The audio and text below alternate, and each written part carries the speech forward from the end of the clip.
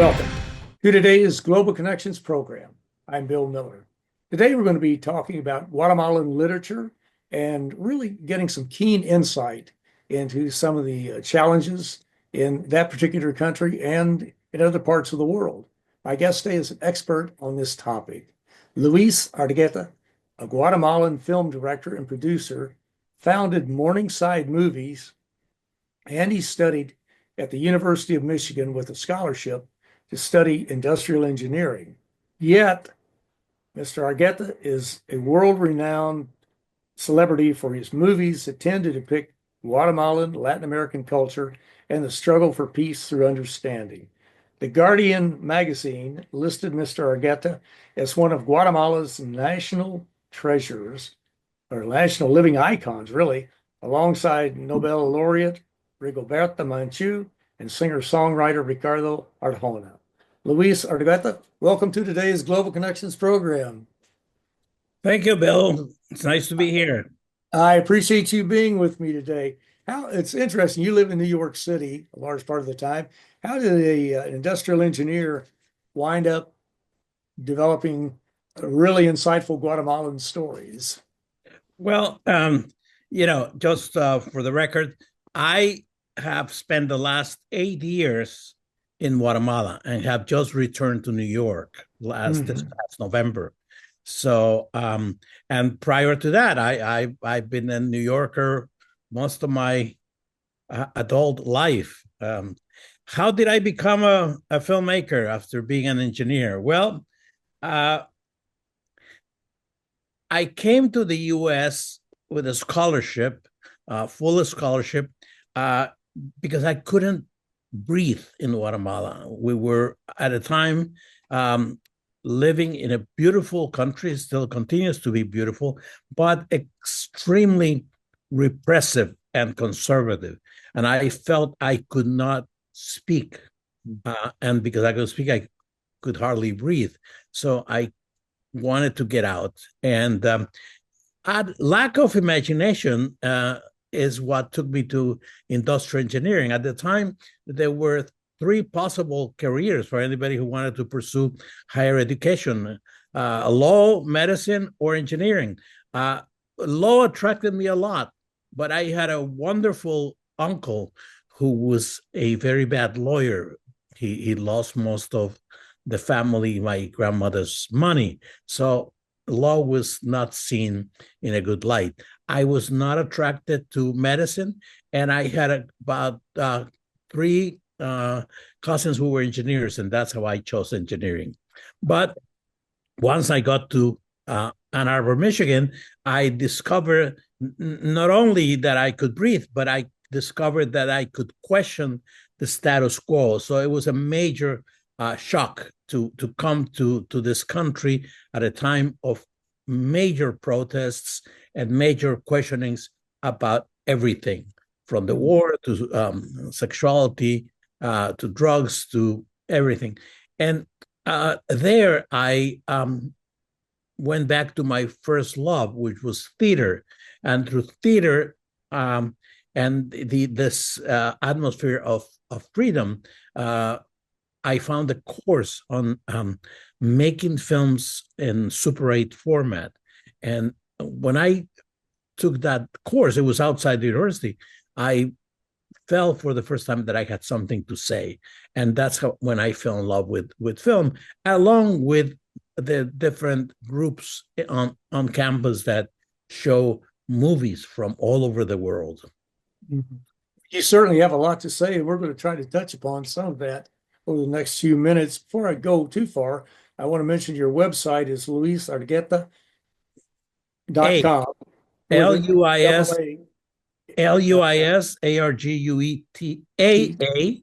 Right, double A, exactly, .com. And our viewers can go to that to get more information. Well, let's jump right into it. Talk about violence and what have you, and subterfuge and that type of thing. What is the Silence of Nieto that you wrote? What does that have to do? Does that have something to do with the CIA involved in overthrowing our bands? former president of Guatemala, or what Yeah, exactly? the silence of Neto, Neto, it's Uh-huh. Nieto. Neto is the name of my first feature film, which was premiered in 1994. We just celebrated the 30th anniversary of the film. And it is a coming of age story at the time of the overthrow of the democratically elected government of Jacobo Arbenz in 1954, an overthrow that later would be called regime change. And the coup was sponsored by the CIA on behalf of very powerful individuals and a major company called the United Fruit Company. Because Arbenz was promoting land reform that was threatening to take the lands that were not cultivated and giving them to peasants. It is important to know that the land wasn't going to be confiscated. It was, and without payment, it was going to be taken, given payment for what it was on the books. And of course, it was undervalued in the books to pay very little taxes. The film was the first Guatemalan feature film to go to the Academy Awards as representing Guatemala, competing at the time. It was called the category was foreign films. Now it's a non-English speaking films, and it showed at Sundance. It showed at many festivals and won many prizes, the Biarritz Film Festival, the San Sebastian Film Festival, etc. But it was a major event in the art history or the history of art in Guatemala, because it showed that a locally made film about a autochthonous story could have worldwide appeal. It was it was shown in France for several weeks at a film a center called the Latina, and it really sparked the idea in many young filmmakers who said, "Hey, it's possible." And today, many of these filmmakers say, "Why I do this is because I saw The Silence of Neto." So it was an important film. The connection with the current government, the Arevalo government or Arevalo Jr., is the following. Arbenz was the second democratically elected government after years of tyrannical rule. The first was the product of the 1944 revolution, and Juan Jose Arevalo, a professor, came out of exile in Argentina to lead the first revolutionary government. He then, in 1951, passed the government after a democratic election to Arbenz, who continue implementing social reform laws like the land reform, and that it cost him his position. It is interesting that we are now in the second Arevalo government, because during one of the scenes in the film at a school before the coup, there was a sign and the blackboard, and it was a quote from one of Arevalos's writings. And I'll paraphrase it because I don't remember exactly. It said, "The people and government together can achieve anything as long as one doesn't betray the other, as long as the government doesn't betray the people." And last year, The Silence of Neto takes place in 1954. These kids are reaching adolescence at the time when the country is struggling to keep its revolutionary spirit, but it's quenched by the CIA sponsored coup, and it's the Arbenz government comes after the Arevalo government, the first Arevalo government. In 1954, a revolution, a popular uprising, overthrew a dictator of 14 years and issued the first revolutionary government from that in 1951, changed hands to the Arbenz government through a democratic election. So during the film, there's a scene that is prior to the coup, in which in the school classroom, Neto, the young 12-year-old boy who is the main character of the film, reads a quote in the blackboard that is from a writing by Arevalo, the first Arevalo, Juan Jose Arevalo, the father of the current Arevalo, Bernardo Arevalo. So the first Arevalo quote says, paraphrasing it, the people and government can achieve anything as long as the government doesn't betray the people. And when I met with the current president last December, I took him a print, a still of that scene, and he liked it so much that he framed it, and later I understand he put it in his office. So we are now in this new era of hope, but hope with a lot of opposition. One of the main campaign promises of Bernardo Arevalo was and continues to be to end corruption. And that is not an easy task. And slowly, progress is being made, but the opposition is tremendous. So it's an uphill battle, but we hope that it will be won. We certainly do, because Guatemala is a major, well, it's a critical country in Central America. It's extremely important. It has a rich culture, rich traditions, and its history is, like most countries, has been a bit spotty at times, but we're going to talk about that in just a moment. Well, you're watching Global Connections Television, which is a privately funded, independently produced program. The opinions expressed on Global Connections are solely those of the moderator and his guest.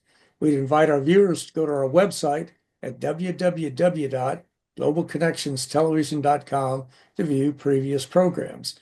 Also, if you're involved with a PBS or community access television station, or perhaps an educational institution that has an intra-campus television hookup, or you have a podcast, or you just have a computer, you like our shows, you would like to share them, please feel free to do so.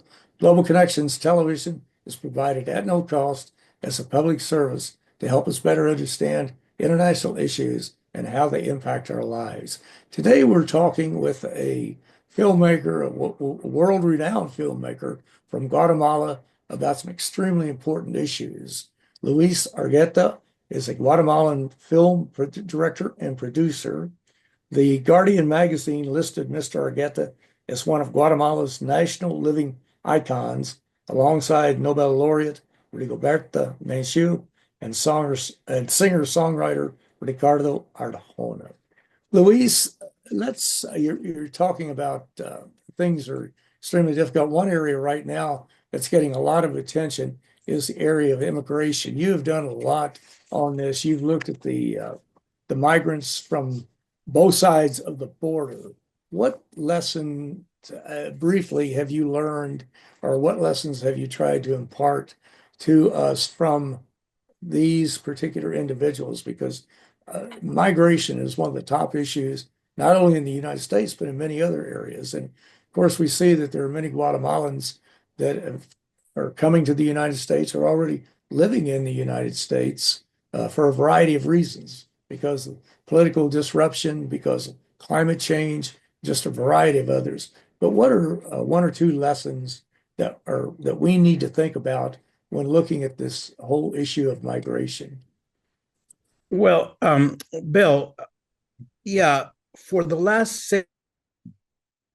16 years, Yeah, after dedicated my own Guatemalan immigrants in this country. The first film is Abuse, the Postville Raid, which recounts the 2008 immigration raid at a kosher meatpacking plant in a small town in northeast Iowa, Postville. The second one, ABRAZOS, is the story of 14 U.S. citizen children from mixed status families. That is where the children are U.S. citizens, but at least one of the parents is an immigrant without authorization. And the third one, the U-turn, is the story of a group of women and young men who speak out and tell how they were abused at this kosher meatpacking plant in Iowa. And by doing so, and with the support of the community and a very courageous attorney, Sonia Parras in Iowa, obtained a U visa and literally changed their lives. They obtained the U visa and they become permanent residents, and some of them are citizens right now. So the purpose of my documentaries has been, first and foremost, to show the human face of this phenomena, a phenomena that is obscure by statistics and numbers. 11 million, 11.5 million undocumented illegal aliens. And we don't look at the fact that these are workers that are helping the U.S. economy and are also, with their remittances, helping support the economy of Guatemala. Last year, U.S. workers from Guatemala, some undocumented, unauthorized, and some authorized, sent over $23 billion. Over $23 billion. That's almost 19% of the Guatemalan gross national product. So it's a significant amount of money. It is an average of over $20 million a day. So these are things that we don't think about when we hear the xenophobic and racist rhetoric about immigrants who are coming and taking from our country. We forget that these immigrants, first of all, they come here for many reasons, from poverty to political persecution and environmental changes. Climate change is one of the big push factors of immigration that we don't talk much about. But they also come here attracted, pulled by factors as simple as jobs. The amount of work that is here and is not being done by nationals of the U.S. is such that people come. Immigration is very elastic. People have cellular phones and they will call their cousin and say, hey, come to Postville, Iowa, they're hiring now. Or they will call them and say, hey, don't come, they're not hiring. So that's something we forget. Also, we have to realize that this is a major, major multi-billion-dollar business for many people. For people in the sending countries, the smugglers, everybody who gets bribed along the way, all the services that are provided along the way, and then the whole machinery that is in place to incarcerate and then deport these immigrants. The planes that fly immigrants back to their countries are privately owned planes. They're contracted by Homeland Security through ICE. So there's a business that we don't really look at. On top of that, immigrants who have no authorization to work here but do so often use fake social security numbers or social security numbers that belong to maybe a dead person. And the contributions that go into the general social security fund are paying for our retirements. So there are benefits that we don't pay attention to. On top of that, immigrants create jobs. Many have small businesses, gardening businesses, construction companies, and they employ other people. On top of that, the rhetoric about criminals being all immigrants is false. Many studies have shown that there is a lower rate of crimes committed by immigrants than by nationals. So those are some of the lessons that I have learned. That is extremely important too, because the statistics have shown that the crime rate in the immigrant community, all of the immigrant communities, is far lower than what it is with just what you would call, I guess, the Caucasian part of the American society, if you want to put it like that. But it's much, much lower, and there are so many myths that are floating around.